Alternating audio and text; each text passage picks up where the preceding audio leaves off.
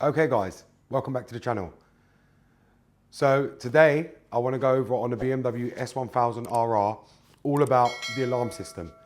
Now, as many of you guys know who own this bike, the alarm system is very different on different generations of the S1000Rr and the S1000R and the S1000XR. Now, as many of you guys know, some of them come with a fob and some of them don't.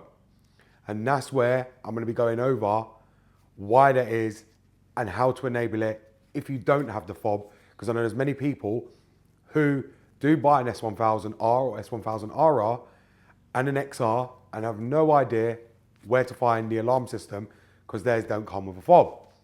So let's get on to the video. Right guys, so as many of you guys know, all the S1000Rr and the Rs and the XRs all come with an alarm system. Okay, and that's a standard. But many people, when they buy their R, XR, or RR, don't have this fob. Now you can see I've got the actual BMW alarm fob, and this is for the immobilizer as well. There's quite a few settings on this fob to be able to enable it, but many people just get the BMW key and not the fob with it. Therefore, they think it doesn't have an alarm or don't know how to enable it. Now, on my one, to be precise, I will just put the ignition on, then turn it off, and then I can just press this button right here.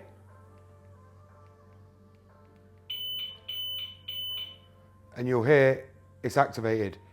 You'll also see on the top up here a red light flashing to indicate that the alarm has been set. That second beep is to activate the motion on the alarm. So if it moves in any position, the alarm will go off, which it usually does. And the other setting is to deactivate it. So we can just press that and you'll see your telltale lights flash when it's deactivated, which they've just done. And I've just activated it again. So now it's activated. Usually if you move it, it will trigger the alarm. Or if you go to put the key in the ignition, which is the wrong one, it will trigger the alarm system. Now obviously the alarm's gone off now because it's the right key, but if you put the wrong key in, it will trigger it. Now if you don't have the fob to enable your alarm on your S1000, RR, XR, or your R, then what you can do is you'll put the key in the ignition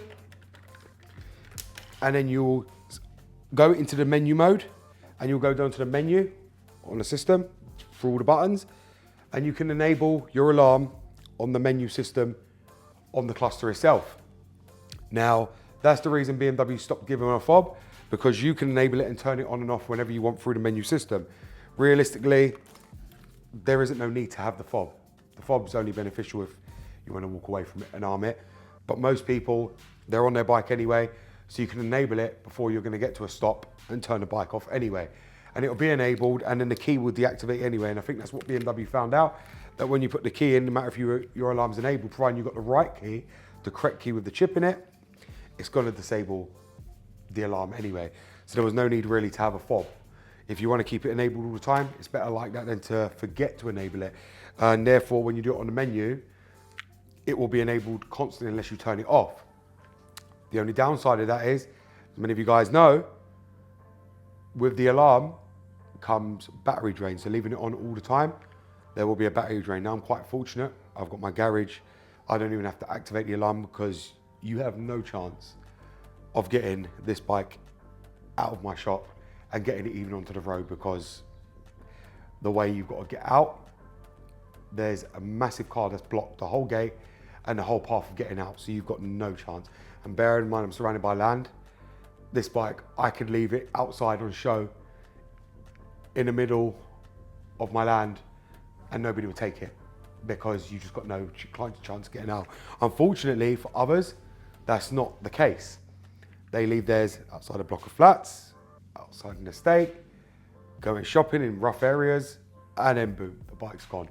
Where with me, when I ride to meets where the bike's always right next to me, so I have no worries about leaving the bike and walking away from it. But if you do have the alarm to be able to enable it. Therefore, you know, it'll make people aware that someone's tampering with a bike that isn't theirs. And that's the same in the menu settings that you can adjust it to put the alarm on. So that is why many of you don't end up with the fob, and you'll see that if you go to buy one, they won't have the same alarm fob that I've got. And it's not because someone's lost it, just because BMW took them away, because you can enable it in the actual instrument cluster itself without the need of the fob. And it's actually more beneficial because you don't forget to activate it. You can just turn your key out and the alarm's active. Not like this, you got to remember to activate it, and it can, for instance, the battery can go dead in this remote and you can't activate your alarm. Where if it on the cluster, providing your battery's charged, you can activate your alarm all the time. If the battery goes dead in this while I'm out, I can't activate my alarm because you can't activate it on the cluster. But I'm sure there's something we'll be able to change on the code inside to be able to put it on the cluster for me to be able to activate it. So I hope that now explains the alarm system on the S1000Rr, because there is quite a few settings which will be in your manual for that, about the motion, the triggering, how it works, how it enables, how it disables. Everything is there on how to use the alarm system, but I'm just really explaining to you why some come with a fob and some don't. And you've got to remember, these alarms are the meta system, so they are very, very sensitive and very, very good at what they do, because I know, because I've got them on all my other bikes as well. I've got Data Tool, Meta and Ghost on my ZX14R. I've got a Ghost immobilizer on that, so you know, that's even better than obviously the Meta, but the Meta systems are so sensitive that usually if you even touch the bike, the alarm will trigger. So there it is, guys. I just thought I would go over a brief explanation about the BMW S1000Rr, R and XR alarm system. As I said, I'm quite fortunate I got the fob. I've actually got two keys of mine where it's got both fobs, both keys, but some people don't. And I know that because when I went to see a Gen 5, it come with just the key and didn't have the fob. And I was quite confused as to why. And then the guy said to me, oh, it's all in the menu, this, that, the other, and that's the only reason I know. Because I was thinking, for a high-tech bike like that, why hasn't BMW fit an alarm system?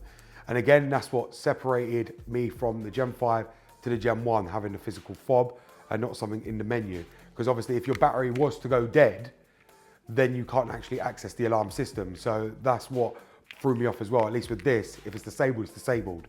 But if you can't access the cluster to turn it off, you've then got to change the battery to be able to get in and disable the alarm. Well, at least with this, if it's off, I've got a chance. It ain't gonna start screaming the moment I put in the wrong key or anything like that. So that's one of the reasons why, as well, I went for the Gen 1, because Gen 3, Gen 4 and Gen 5 don't actually have the fob system. And it's quite shocking actually. But in the same sense, I get why BMW done that, because the way they see it, if you've got the actual key, you've got no reason to worry. It will turn the alarm system off and then turn it back on when the actual key is taken out. And anyone who puts in the wrong key, it will activate the alarm, and you don't have to go through all the settings to activate motion, this, that, the other. Everything's activated in one moment the alarm's on. So thank you very much for watching, guys. It's BMW Dr. Dean here, and goodbye.